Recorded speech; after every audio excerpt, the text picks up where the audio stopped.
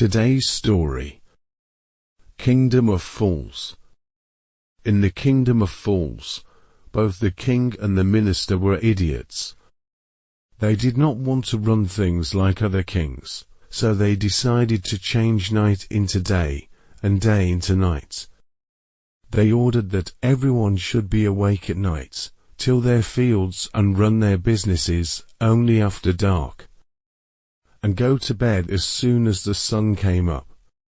Anyone who disobeyed would be punished with death. The people did as they were told for fear of death. The king and the minister were delighted at the success of their project.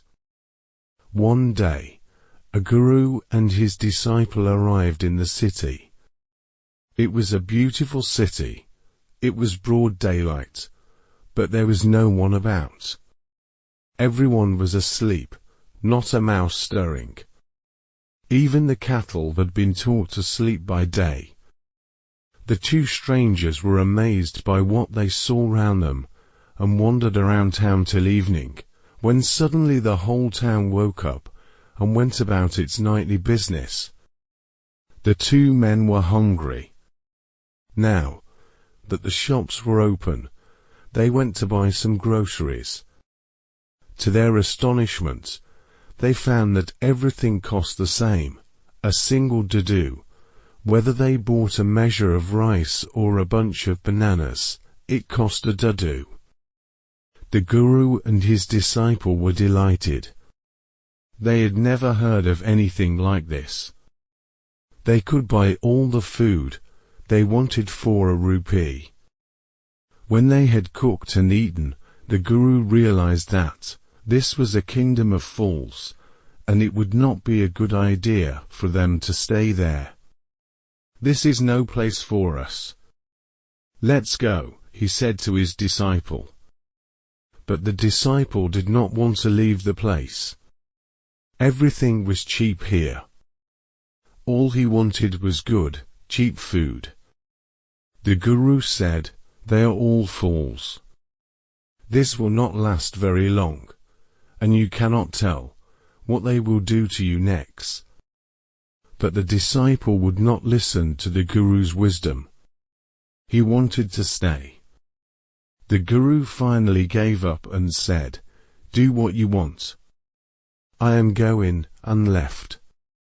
The disciple stayed on, ate his fill every day, bananas, and ghee and rice and wheat, and grew fat like a street-side sacred bull. One bright day, a thief broke into a rich merchant's house. He had made a hole in the wall and sneaked in, and as he was carrying out his loot, the wall of the old house collapsed on his head and killed him on the spot. His brother ran to the king and complained, "Your Highness, when my brother was pursuing his ancient trade, a wall fell on him and killed him. This merchant is to blame.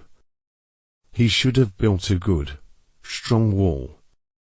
You must punish the wrongdoer and compensate the family for this injustice."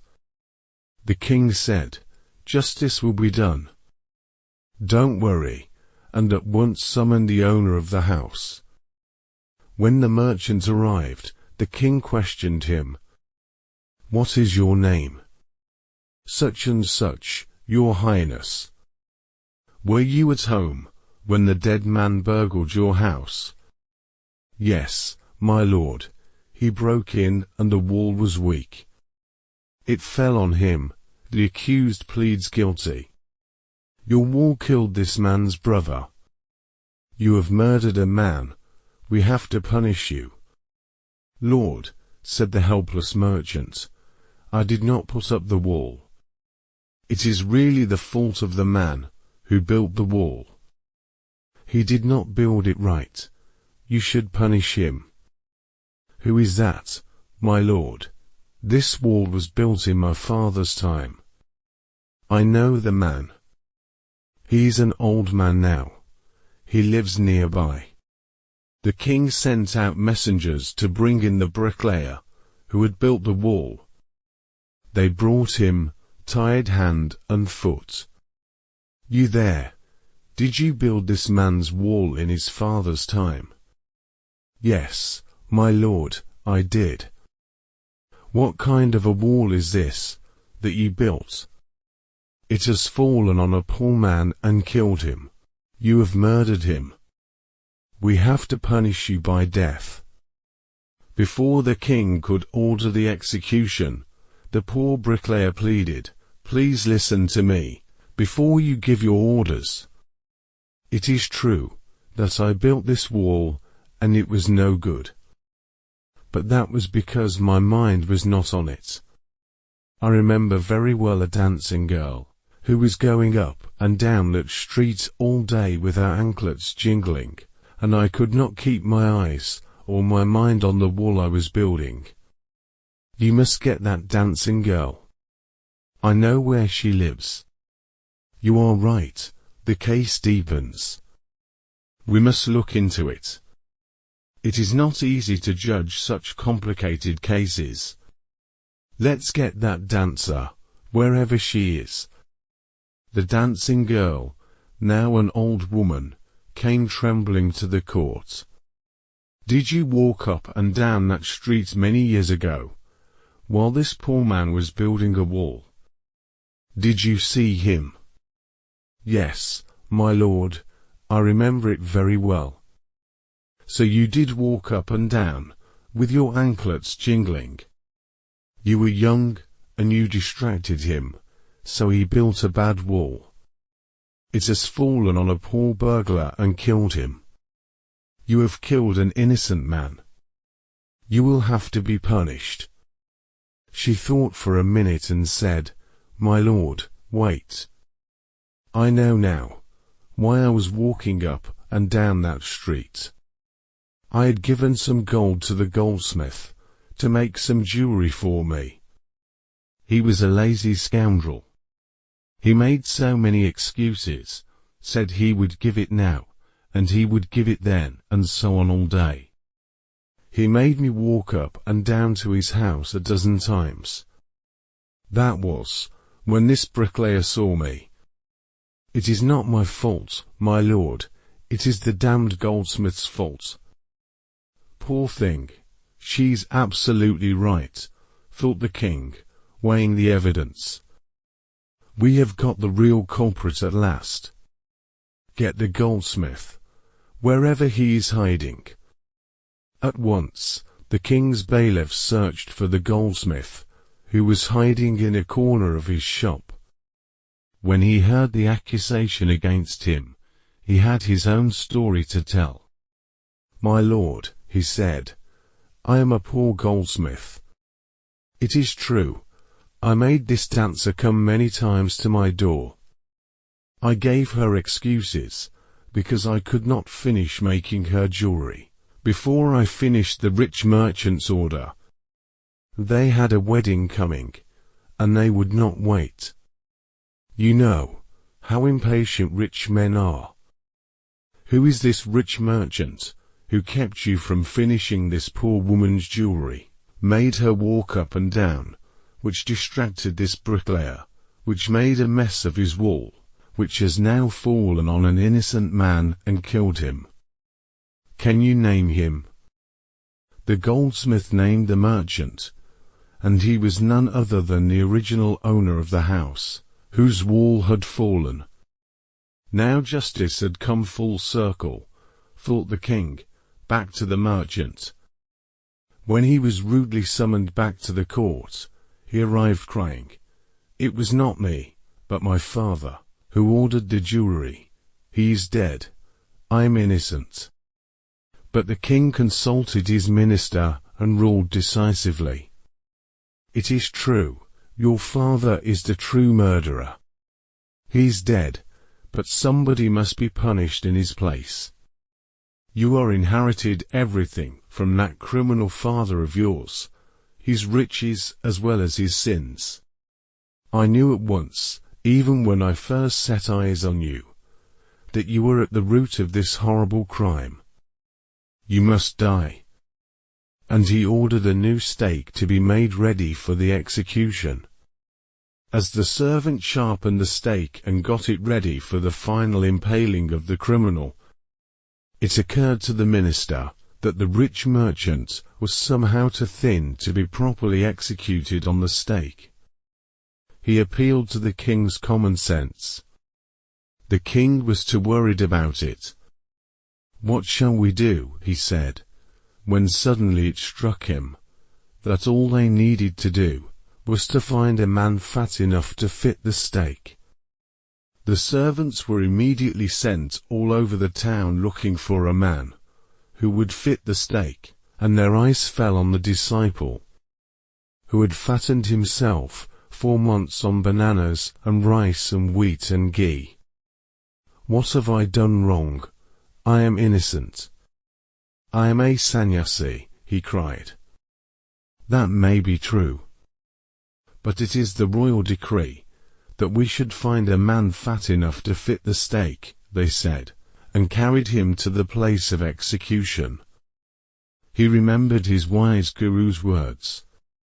"This is a city of fools. You do not know what they will do next." While he was waiting for death, he prayed to his guru in his heart, asking him to hear his cry, wherever he was. The guru saw everything in a vision. He had magic powers, he could see far, and he could see the future as he could see the present and the past. He arrived at once to save his disciple, who had got himself into such a scrape through love of food. As soon as he arrived, he scolded the disciple and told him something in a whisper. Then he went to the king and addressed him, "O wisest king, who is greater, the guru or the disciple?" "Of course, the guru. No doubt about it." "Why do you ask?" "Then put me to the stake first. Put my disciple to death after me." When the disciple heard this, he understood and began to clamor, "Me first. You brought me here first. Put me to death first, not him." The guru and the disciple now got into a fight about who should go first. The king was puzzled by this behavior. He asked the guru, "Why do you want to die?" "We choose him because we needed a fat man for the stake." "You should not ask me such questions." "Put me to death first," replied the guru. "Why, there is some mystery here. As a wise man, you must make me understand. Will you promise to put me to death, if I tell you?" asked the guru. The king gave him his solemn word. The guru took him aside, out of the servant's earshot, and whispered to him, "Do you know why we want to die right now, the two of us? We have been all over the world, but we have never found a city like this or a king like you. That stake is the stake of the God of justice. It is new, it has never had a criminal on it. Whoever dies on it first will be reborn as the king of this country, and whoever goes next will be the future minister of this country. We are sick of our ascetic life. It would be nice to enjoy ourselves as king and minister for a while. Now keep your word, my lord, and put us to death." "Me first, remember." The king was now thrown into deep thought. He did not want to lose the kingdom to someone else in the next round of life. He needed time. So he ordered the execution postponed to the next day, and talked in secret with his minister. "It is not right for us to give over the kingdom to others in the next life. It is not right for us to give over the kingdom to others in the next life. Let's go on the stake ourselves, and we will reborn as king and minister again." "Holy men do not tell lies," he said, and the minister agreed. So he told the executioners, "We will send the criminals tonight, When the first man comes to you, put him to death first. Then do the same to the second man. Those are my orders. Do not make any mistake." That night, the king and his minister went secretly to the prison, released the guru and the disciple, disguised themselves as the two, and as arranged beforehand with loyal servants, were taken to the stake and promptly executed. When the bodies were taken down to be thrown to crows and vultures, the people panicked. They saw before them the dead bodies of the king and the minister. The city was in confusion. All night they mourned and discussed the future of the kingdom. Some people suddenly thought of the guru and the disciple and caught up with them, as they were preparing to leave town unnoticed. "We people need a king and a minister," said someone. Others agreed. They begged the guru and the disciple to be their king and their minister. It did not take many arguments to persuade the disciple, but it took longer to persuade the guru. They finally agreed to rule the kingdom of the foolish king and the silly minister, on the condition that they could change all the old laws. From then, night would again be night, and day would again be day, and you could get nothing for a dudu. It became like any other place. Our story is over. I hope you enjoyed this story. See you in the next story. Thank you for watching. Please do like, share and subscribe this channel for more videos.